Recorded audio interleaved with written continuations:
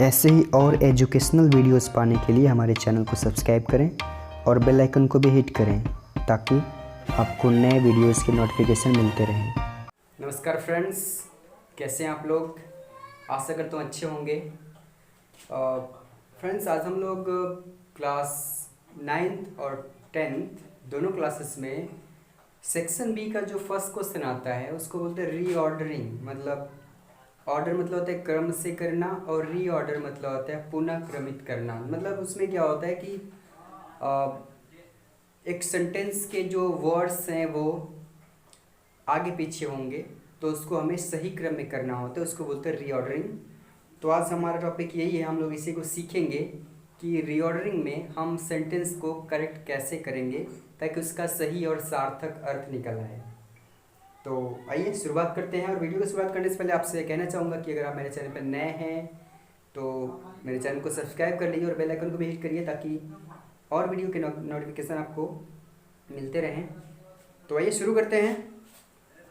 Reordering तो पुनः क्रमित करना, मतलब वही बात कि वर्ड्स आपको आगे पीछे मिलेंगे, उस वर्ड को हमें क्या करना है, उसको क्रमित करना है। तो इसके मेरे पास दो तरीके हैं इसको क्रमित करने के।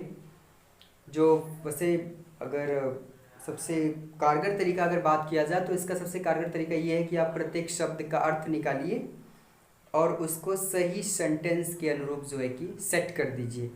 लेकिन मैंने देखा है कि मैक्सिमम स्टूडेंट्स क्लास 9th और 10th की बात करें तो दोनों क्लासेस में मैक्सिमम स्टूडेंट्स ऐसे होते हैं जो कि हिंदी अनुवाद मतलब हिंदी में अर्थ नहीं निकाल पाते, या फिर कुछ ऐसे वर्ड्स मिल जाएंगे उसमें उनको कि जिसका हिंदी अर्थ उनको नहीं आता होगा, तो इसलिए वो सेंटेंस को सही क्रम में सेट करने में असमर्थ रहते हैं, नहीं कर पाते हैं। तो उनके लिए खास करके मेरे पास एक ट्रिक है, उसको आप ट्रिक कह सकते हैं। उसमें क्या है कि देखिए, मेरे हिसाब से सेंटेंस जो भी रहेगा उसमें जिसके शब्द आगे पीछे रहेंगे तो वो जो भी सेंटेंस रहेगा वो या तो अफर्मेटिव रहेगा या तो नेगेटिव रहेगा या तो इंट्रोगेटिव रहेगा या फिर असर्टिव व इंट्रोगेटिव सॉरी नेगेटिव या अफर्मेटिव, और एक्सक्लामेटरी हो सकता है, एम्परेटिव हो सकता है या फिर इट का प्रयोग हो सकता है। मतलब अगर हम लोग सभी सेंटेंसेस के फॉर्मूला जो होता है, स्ट्रक्चर जिसको बोलते हैं, उसको अगर हम लोग जान जाएं कि किसी सेंटेंस का स्ट्रक्चर क्या होता है, तो उस स्ट्रक्चर के अकॉर्डिंग हम लोग वर्ड्स को सेट करके उस सेंटेंस को रीऑर्डर कर सकेंगे। बात समझ में आई? तो मेरे पास ये मैं बताऊंगा आपको कि किस टाइप के कितने टाइप्स के सेंटेंस होते हैं, तो उसको हम लोग बारी बारी सीखते हैं। तो जो हमारा पहला सेंटेंस होता है वो होता है अफर्मेटिव सेंटेंस। अफर्मेटिव सेंटेंस बोलते हैं इसको, मतलब साधारण वाक्य। तो अगर साधारण वाक्य रहेगा सेंटेंस तो उसमें क्या करना होगा, आपको सेट करना पड़ेगा उसका स्ट्रक्चर के अकॉर्डिंग जो है उसको सेट करना पड़ेगा। तो सेट करेंगे तो क्या आएगा, पहले सब्जेक्ट लिखना पड़ेगा, उसके बाद आपको हेल्पिंग वर्ब लिखना पड़ेगा, उसके बाद आपको वर्ब लिखना पड़ेगा, उसके बाद आपको ऑब्जेक्ट अगर है तो लिखना पड़ेगा, उसके बाद अदर वर्ड या अदर इसको कह सकते हैं। इस अफर्मेटिव सेंटेंस के इस स्ट्रक्चर के अकॉर्डिंग हम सेंटेंस को सेट करके वो रीऑर्डर कर सकते हैं। कैसे? तो मैं बात करूं तो देखिए, सब्जेक्ट तय है कि होगा, मे बी कि हेल्पिंग वर्ब ना हो या फिर हेल्पिंग वर्ब हो सकता है, मे बी कि वर्ब ना हो। कहना मैं ये चाहता हूं कि सब्जेक्ट रहेगा तय है, लेकिन ये या फिर ये या फिर ये या फिर ये, इसमें से कुछ रह भी सकता है, हो सकता है कि कुछ न रहे। तो जो रहेगा उसको उसके स्थान पर लिखेंगे, जो नहीं रहेगा उसको हम लीव कर देंगे, छोड़ देंगे। तो ये एग्जांपल को देखते हैं फिर इसको समझते हैं। अगर हमारा एक सेंटेंस लिखा है कि विंडो द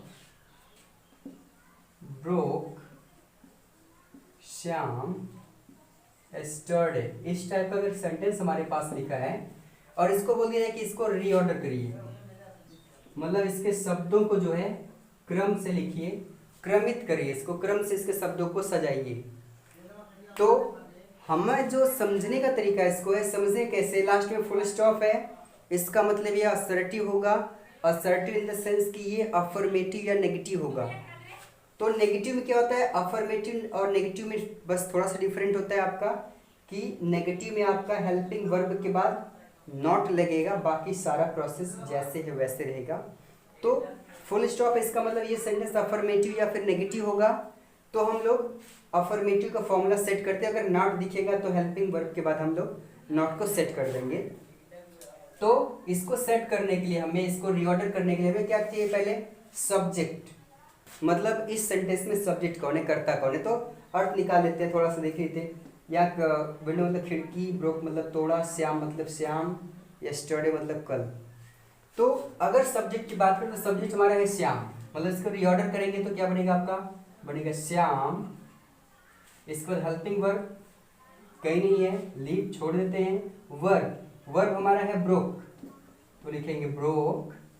इसके बाद क्या, ऑब्जेक्ट, क्या तोड़ा है, खिड़की तोड़ा है, तो द विंडो, क्योंकि द है इसमें, द विंडो के पहले लगा दिया जाएगा। तो श्याम ब्रोक द विंडो, और बचा क्या, अदर वर्ड यानी एस्टरडे। तो हमने देखा कि इस तरह से हम क्या करेंगे, सेंटेंस को फुल स्टॉप है तो अफर्मेटिव या फिर नेगेटिव का फॉर्मूला अप्लाई करके स्ट्रक्चर के अकॉर्डिंग जो है इसको हम सेट करेंगे, तो ये हमारा रीऑर्डर हो जाएगा, पुनः से क्रमित हो जाएगा। तो इसके लिए आपको क्लास 9th और क्लास 10th में ये सेंटेंस आता है, ये क्वेश्चन आता है, उसके लिए आपको 2 मार्क्स दिए जाते हैं। तो ये इस तरह से सेट हो जाएगा। अगला सेंटेंस हमारा जो होता है वो होता है नेगेटिव। नेगेटिव बता दिया, नेगेटिव ऐसे ही समझ लीजिए कि जहाँ पे आपका हेल्पिंग वर्ब है इसी की ठीक बाद नॉट रहेगा तो समझिए कि वो नेगेटिव है। लास्ट में फुल स्टॉप है तो वो सेंटेंस अफर्मेटिव या तो नेगेटिव होगा, और यहाँ पे नॉट लगा देंगे नेगेटिव के लिए और अफर्मेटिव के लिए, तो ये फॉर्मूला है ही। फिर अगला सेंटेंस हमारा होता है इंट्रोगेटिव। इंट्रोगेटिव सेंटेंस मतलब प्रश्न सूचक वाक्य। इसकी पहचान क्या होती है, इसके लास्ट में आपको क्वेश्चन मार्क मिलेगा, मतलब क्या कहते हैं, नोट ऑफ इंट्रोगेशन, प्रश्नवाचक चिन्ह मिलेगा आपको। तो एग्जाम्पल पे आते हैं, मैं उससे समझाता हूँ कि कैसे। अगर आपको एक सेंटेंस दिखा दिया जाए, ये पहला सेंटेंस था हमारा, अगर दूसरा सेंटेंस हमें इस तरह का मिले कि लिखा रहे अगर कि food he is not eating why, लास्ट में क्वेश्चन मार्क। अब देखिए, चलिए मैं इसको वाई को मैं रिमूव कर देता हूँ, लास्ट में लिख दिया मैंने, क्वेश्चन मार्क लिख दिया। अभी मैं समझाऊंगा कैसा मैं बताना चाहता हूँ। तो food he is not eating question mark. अगर मैं यहाँ पे क्वेश्चन मार्क नहीं लगाता, फुल स्टॉप लगा देता, तो क्या होता, तो आप समझ जाते कि लास्ट में फुल स्टॉप है, इसका मतलब अफर्मेटिव या नेगेटिव सेंटेंस होगा। तो हम इस स्ट्रक्चर को फॉलो करते हुए इसको सेट करते हैं, क्लियर। लेकिन अभी मैंने यहाँ पे क्वेश्चन मार्क लगा दिया, मतलब सेंटेंस में अगर क्वेश्चन मार्क लगा है तो आपको क्या करना है, इंट्रोगेटिव का फॉर्मूला स्ट्रक्चर जो है उसका अप्लाई करना है। तो इंट्रोगेटिव का जो स्ट्रक्चर है वो क्या है, ये पहले जान लेते हैं। इंट्रोगेटिव का स्ट्रक्चर होता है कि हेल्पिंग वर्ब पहले, उसके बाद सब्जेक्ट, उसके बाद नॉट है तो लिखना है, नहीं है तो नहीं लिखना है, फिर वर्ब लिखना है, फिर ऑब्जेक्ट लिखना है, फिर अदर वर्ड लिखना है, उसके बाद आपको क्वेश्चन मार्क लगा देना है। और पहले इसको समझ लेते हैं, उसके बाद की बात करेंगे उसको।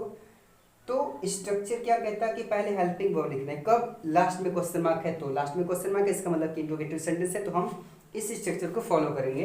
तो आइए फॉलो करते हैं। हेल्पिंग वर्ब कौन है, इज, लिख दिया जाए इज।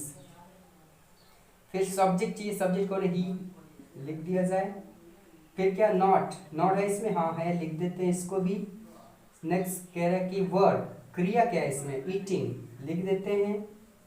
उसके बाद क्या कह रहा है, वर्ब हो गया। ऑब्जेक्ट, ऑब्जेक्ट कौन है इसमें, फूड, ये फूड लिखा हुआ है, फूड।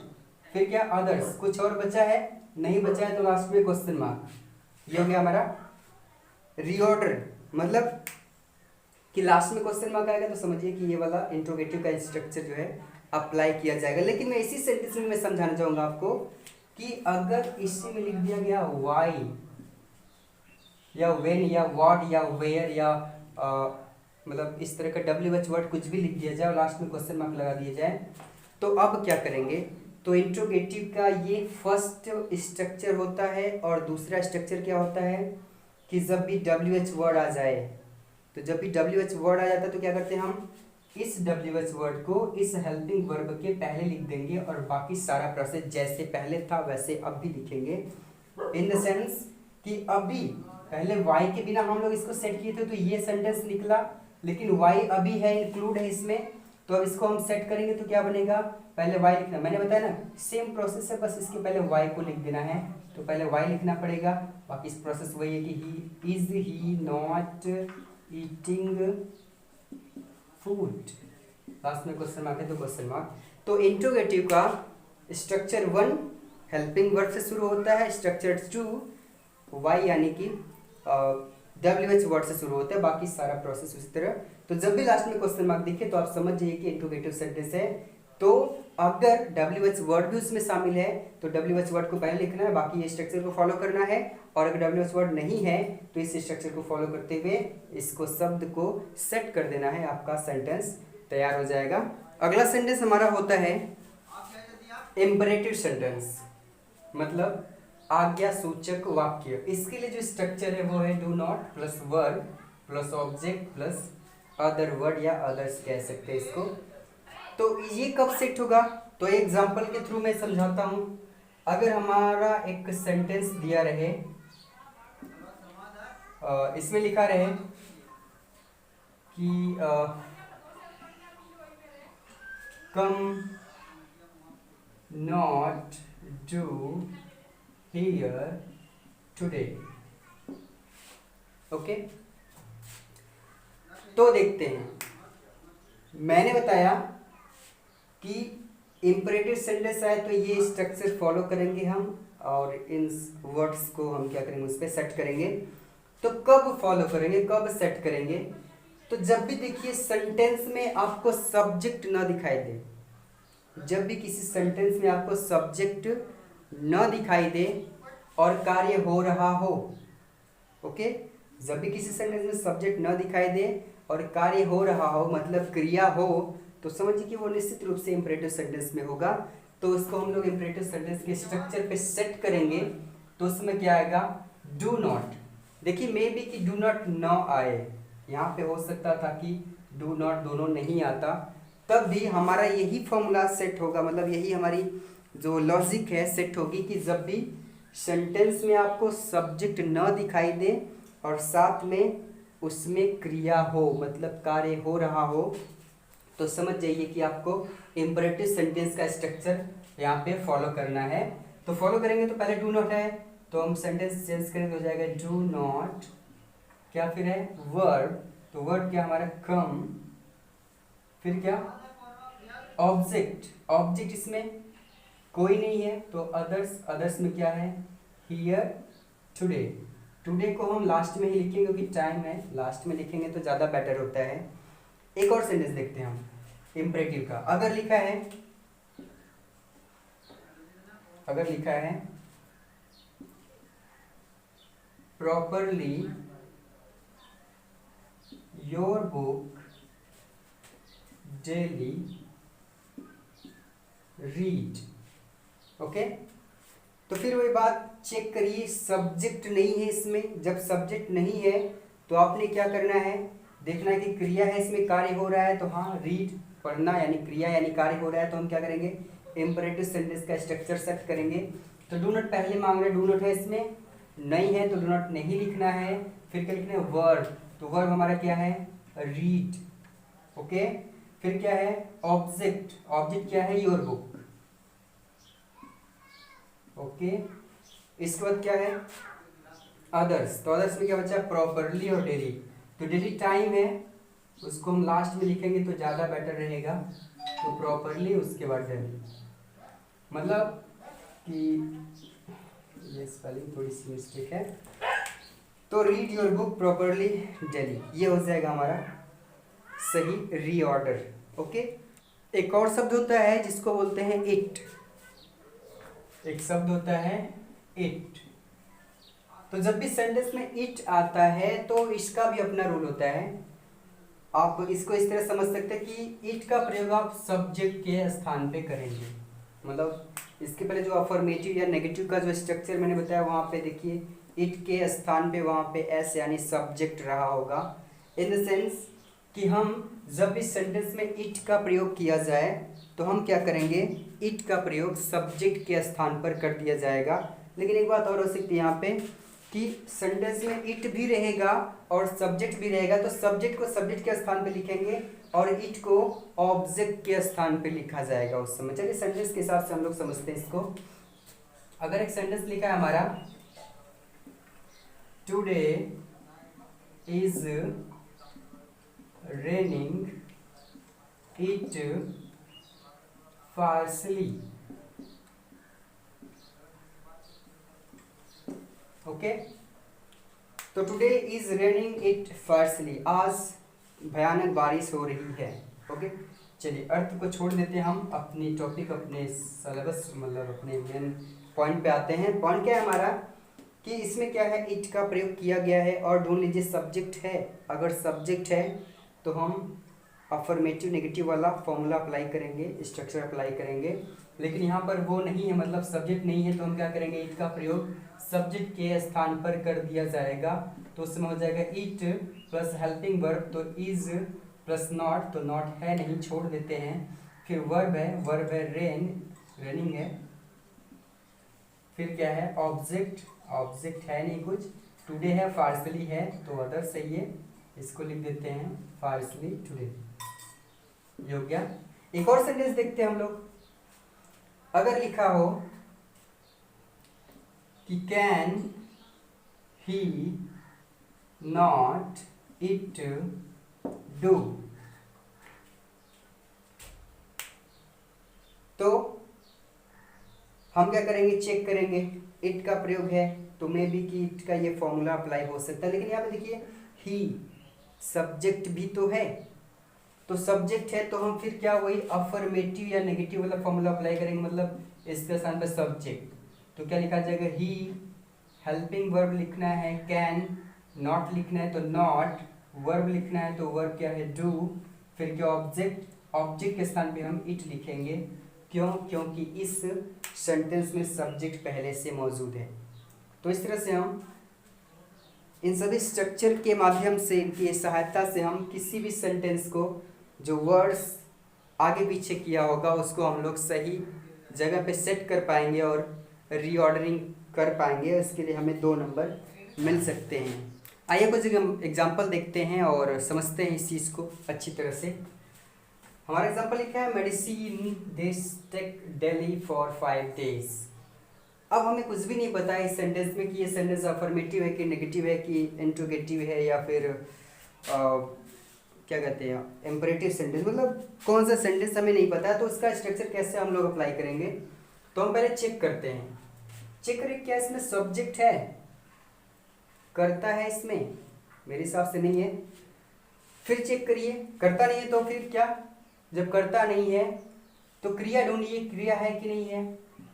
टेक क्रिया है, इसका मतलब इम्परेटिव सेंटेंस में ये कन्वर्ट होगा, इम्परेटिव सेंटेंस में ये सेंटेंस जो है कि बनेगा। तो इम्परेटिव सेंटेंस का रूल क्या कहता है कि पहले डू नॉट लिखना है, तो डू नॉट है इसमें नहीं है, तो फिर क्या लिखना होता है, वर्ब लिखना होता है। वर्ब है हमारा टेक। इसके बाद क्या लिखना होता है, ऑब्जेक्ट। ऑब्जेक्ट क्या है, दिस मेडिसिन। देखिए थोड़ा सा अर्थ निकाल सकते हैं आप। डेली मतलब रोज, 5 डेज मतलब 5 दिन, टेक मतलब लेना, मेडिसिन दिस यानी दिस मेडिसिन, इस दवा को, ये ऑब्जेक्ट है तो क्या करेंगे, दिस मेडिसिन, ये ऑब्जेक्ट हो गया। उसके बाद मैंने बोला था कि आपको उसके बाद अदर वर्ड लिख देना, जो भी बचा है वो लिखना है। तो हो गया टेक दिस मेडिसिन लिख दिए, बचा क्या, फॉर 5 डेज और डेली, तो डेली को यही लिख देते हैं, डेली फॉर 5 डेज। तो ये हो गया हमारा सेंटेंस। नेक्स्ट लिखा है कि ब्रोक द ग्लास हु, तो इसमें तो सीधा दिख रहा है कि लास्ट में क्वेश्चन मार्क है, इसका मतलब इंट्रोगेटिव सेंटेंस में कन्वर्ट होगा।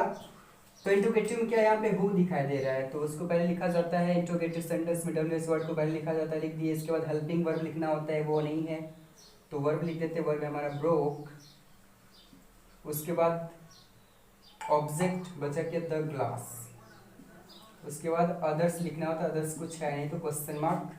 नेक्स्ट है ही, हिज टीचर्स नोज, तो फुल स्टॉप है लास्ट में, इसका मतलब ये अफर्मेटिव या फिर नेगेटिव होगा। नॉट है नहीं तो अफर्मेटिव होगा कंफर्म। जब अफर्मेटिव होगा तो अफर्मेटिव का फॉर्मूला अप्लाई करते हैं, उसमें क्या होता है सब्जेक्ट पहले लिखना पड़ता है। सब्जेक्ट हमारा है ही, ओके, सब्जेक्ट हमारा हो गया ही। फिर क्या हेल्पिंग वर्ब लिखना है, हेल्पिंग वर्ब है ही नहीं तो वर्ब लिख देते हैं नोज। फिर क्या ऑब्जेक्ट बचा क्या हिज टीचर्स,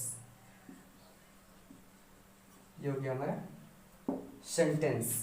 नेक्स्ट लिखा है माई टॉट स्विमिंग मी फादर, काफी इंपॉर्टेंट सेंटेंस है ये, कई बार एग्जाम में बोर्ड एग्जाम में पूछा है स्कूल के। तो फिर वही लास्ट में फुल स्टॉप है, इसका मतलब अफर्मेटिव या नेगेटिव होगा। तो देख लेते नॉट है कि नहीं है, तो नहीं है, इसका मतलब नेगेटिव नहीं होगा, मतलब अफर्मेटिव होगा। तो अफर्मेटिव का फॉर्मूला अप्लाई करते हैं तो क्या होगा, सब्जेक्ट पहले चाहिए तो मी ऑब्जेक्ट है, स्विमिंग वर्ब है, टॉट भी वर्ब है, माई और फादर इसको सब्जेक्ट बना लेते हैं। तो my father verb, main verb है टॉट, क्योंकि हेल्पिंग वर्ब है नहीं तो मेन वर्ब हमारा है टॉट। बचा क्या ऑब्जेक्ट मी, फिर क्या अदर्स में आएगा स्विमिंग। तो ये हो गया हमारा एक सेंटेंस, रीऑर्डर करके एक सेंटेंस हमारा तैयार हो गया।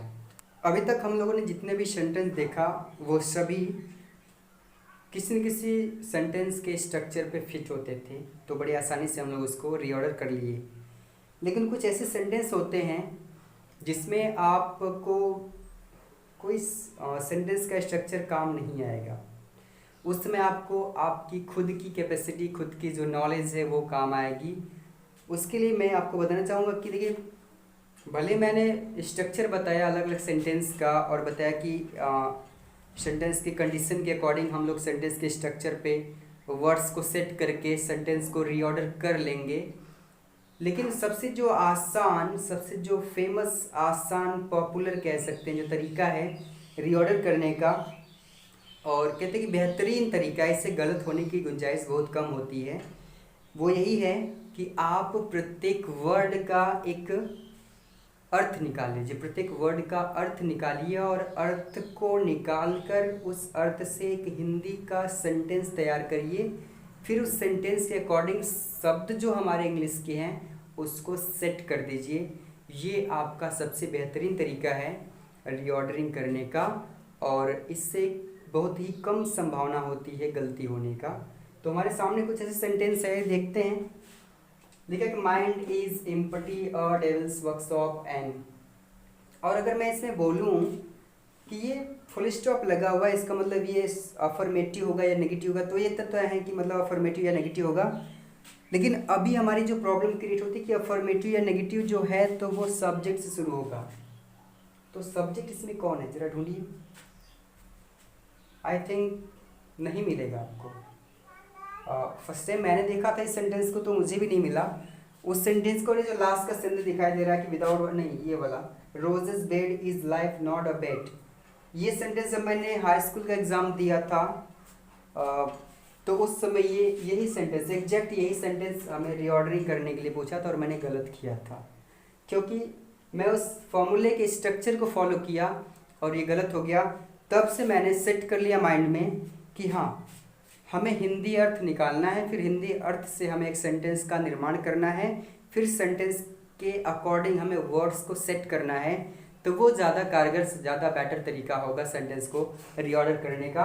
तो आज भी हमें वही करना, वही सीखना, और ये जान गए तो हमें सेंटेंस के स्ट्रक्चर की ज़रूरत पड़ेगी नहीं, बहुत आसानी से इसको हम कर लेंगे, और आसान भी है। बस शब्दों का अर्थ निकाल लीजिए। देखिए कैसे, कहते कि माइंड दिमाग, इज है या होता है, एम्प्टी मतलब खाली, दिमाग खाली होता है, ठीक है, अर्थ निकालते हैं फिर देखेंगे। और मतलब एक, डेविल्स मतलब शैतान, वर्कशॉप मतलब घर होता है, कार्यालय होता है, एंड मतलब एक। फिर से दिमाग होता है खाली, शैतान घर, दिमाग होता है खाली, शैतान घर, इसको सही सेट करिए तो खाली दिमाग शैतान का घर होता है, समझ रहे हैं। सही सेंटेंस में सेट करेंगे अर्थ को तो खाली दिमाग शैतान का घर होता है, और यही हमें करना है।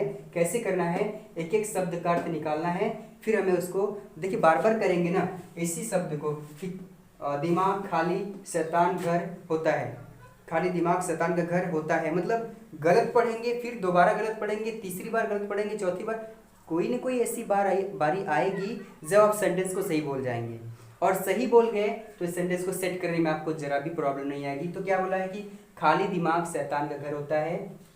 तो खाली दिमाग सेट करेंगे तो खाली दिमाग, देखिए ए और एन है, तो एम्पटी के पहले एन लगता है, तो हो जाएगा एन एम्पटी माइंड, फिर हेल्पिंग वर्ब इज, एक खाली दिमाग होता है, क्या होता है, और डेविल्स, एक शैतान का घर यानी वर्कशॉप। तो ये हो गया हमारा सेंटेंस का रीऑर्डर। आशा करता हूं समझ में आएगा। दूसरा सेंटेंस देखते हैं, लिखा है कि beyond courage my power it is describe to his. It और इज तो दिखाई दे रहा है, ठीक है, तो इट का प्रयोग है, इसका मतलब ये इट का यूज हो सकता है, इट का जो है प्रयोग हमें सब्जेक्ट के स्थान पे करना पड़ सकता है, लेकिन सब्जेक्ट भी ढूंढ लीजिए, सब्जेक्ट है कोई ऐसा जो कि कार्य कर रहा है उसमें, तो हम लोग पाएंगे कि नहीं है। तो हमें दिमाग में ये है कि हमें क्या करना पड़ेगा, सबसे पहले इट लिखना पड़ेगा, उसके बाद इज लिखना पड़ेगा, लेकिन बाद में आप कंफर्म नहीं कर पाएंगे कि इसमें से हमें सेंटेंस आगे लिखना कौन सा है, क्योंकि पाएंगे नहीं कि हमें इसके बाद लिखना कौन सा है, क्योंकि इट इज, इसके बाद हमें नॉट चाहिए, नॉट है नहीं, वर्ब चाहिए, वर्ब है नहीं, मतलब इस तरह का सेंटेंस चाहिए। तो हमें फिर वही तरीका अप्लाई करना पड़ेगा। वो तरीका हमारा वही है कि अर्थ निकालिए। तो बियॉन्ड मतलब परे, करेज मतलब साहस, माई मतलब मेरी, पावर मतलब शक्ति, इट इज मतलब है, डिस्क्राइब मतलब वर्णन करना, हिज मतलब उसकी। तो परे है मेरी शक्ति, साहस वर्णन करना उसकी, परे है मेरी शक्ति, साहस वर्णन करना उसकी। और सुधारते हैं, मेरी शक्ति से परे है उसकी साहस का वर्णन करना, मेरी शक्ति से परे है उसकी साहस का वर्णन करना। और सुधारिए, तो उसकी साहस का वर्णन करना मेरी शक्ति से परे है। बात समझ में आ रही है? तो उसकी साहस का वर्णन करना मेरी शक्ति से परे, या फिर इसको और भी घुमा सकते हैं कि मेरी साहस का वर्णन करना उसकी शक्ति से परे है। बातें दोनों सही हैं, देखिए अर्थ सटीक निकलना चाहिए, सेंटेंस आप कैसे भी सेट करें उसका सही अर्थ निकलना चाहिए। तो यहाँ पे दोनों बातें हो सकती हैं कि मैं ये कह सकता हूँ कि उसकी साहस का वर्णन करना मेरी शक्ति से परे है, या दूसरा कह सकते हैं कि मेरी शक्ति का वर्णन करना उसकी साहस से परे है। मतलब कई सेंटेंस देखिए ना, सब अर्थ सटीक बैठ रहा है तो सही बैठ सकता है, तो इट इज असंभव है, मतलब सॉरी परे है, तो इट इज बियॉन्ड, ठीक है। मान लीजिए परे है, क्या परे है, it is beyond my power, मेरी शक्ति से परे है, ओके। मेरी शक्ति से परे है, क्या परे है, वर्णन करना उसकी साहस का, तो टू डिस्क्राइब वर्णन करना किसका, हिज करेज, मतलब उसकी साहस का वर्णन करना मेरी शक्ति से परे है। इसको हम ऐसे कर सकते हैं कि यहाँ पावर की जगह करेज लिख सकते हैं, करेज की जगह पावर लिख सकते हैं। तो उस समय अर्थ क्या होगा कि उस समय हो जाएगा, नहीं यहाँ पे आपको ये करना पड़ेगा, हिज को यहाँ लिखना पड़ेगा, माई को वहाँ लिखना पड़ेगा। मतलब उस समय हो जाएगा कि माई यहाँ पे जाएगा तो जाएगा मेरी साहस का वर्णन करना उसकी शक्ति से परे है। दोनों अर्थ सही है ना, तो ये भी सेंटेंस आपका सेट हो जाएगा। ओके, नेक्स्ट सेंटेंस देखते हैं। लिखा है roses bed is life not a bed. दो बार बेड हो गया।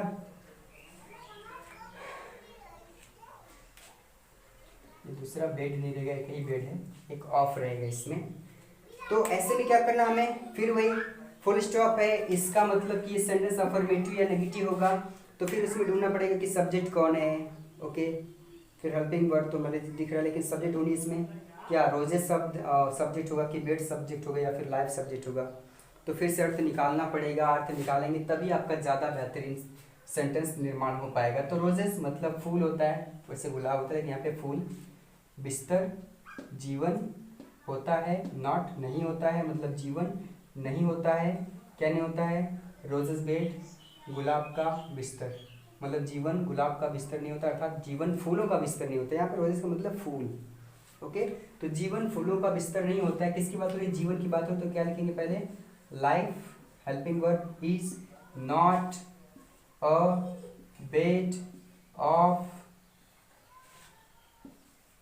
रोजेज, मतलब जीवन फूलों का बिस्तर नहीं होता है ना, जीवन फूलों का बिस्तर नहीं होता है, ये हो जाएगा सेंटेंस। और मैंने क्या गलती किया था, मैंने जब बोर्ड एग्जाम दिया था तो बेड को रोजेस की जगह लिखा था, रोजेस को बेड की जगह लिखा था, इतना ही गलती किया था।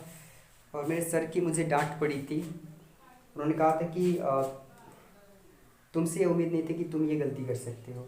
तो कोई नहीं, अभी मैं चाहता हूँ, मैं उम्मीद करता हूँ, कोशिश करता हूँ कि मेरे किसी स्टूडेंट से ऐसी गलती ना हो, इसलिए मैंने ये खुद से ये मतलब ये तरीका मैंने इख्तियार किया कि इस तरीके से ज़्यादा बेटर हम लोग कर पाएंगे, उसमें स्ट्रक्चर वगैरह की जरूरत नहीं पड़ेगी। फिर नेक्स्ट सेंटेंस देखते हैं, कहते हैं without water live is to impossible it is. तो ये तो दिख ही रहा है कि इट पहले लिखना होगा, इस बाद में लिखना पड़ेगा, इम्पॉसिबल हो जाएगा। इट इज़ इम्पॉसिबल, असंभव है। क्या असंभव है? टू लिव, जीवित रहना, किसके बिना? विदाउट वाटर, पानी के बिना। तो ये तो दिख ही रहा है सीधा सीधा अर्थ। तो लिख देंगे इसको, हो जाएगा it is impossible to live without water, मतलब पानी के बिना जीना असंभव है। तो हम इस तरीके से अर्थ निकाल करके सेंटेंस हिंदी में सेट करके वर्ड्स को सेट कर देंगे तो बड़ी आसानी से हमारा सेंटेंस जो है कि निर्माण हो जाएगा। तो आशा करता हूँ कि समझा पाया होऊंगा आपको। और अगर कोई और प्रॉब्लम्स क्रिएट हो, वैसे प्रॉब्लम नहीं, आपको चैलेंजेस क्रिएट होंगी, क्योंकि प्रॉब्लम्स दूर की बात है, चैलेंजेस, प्रॉब्लम को चैलेंजेस बनाइए, क्योंकि चैलेंजेस को फेस करना काफ़ी जो है कि गर्व की बात होती है। तो चैलेंजेस कोई आए अगर तो आप कमेंट बॉक्स में मुझे ज़रूर बताइएगा, पूछिएगा, मैं उसका सॉल्यूशन ज़रूर बताऊंगा आपको। ठीक है, वीडियो काफ़ी लंबा हो जाएगा, इसलिए मैं अपनी बात को यहीं पे पोस्टपोन करता हूं और मिलेंगे हम लोग अगले वीडियो में अगली टॉपिक को लेकर के। तब तक के लिए अपने ख्याल रखिए। Have a nice day.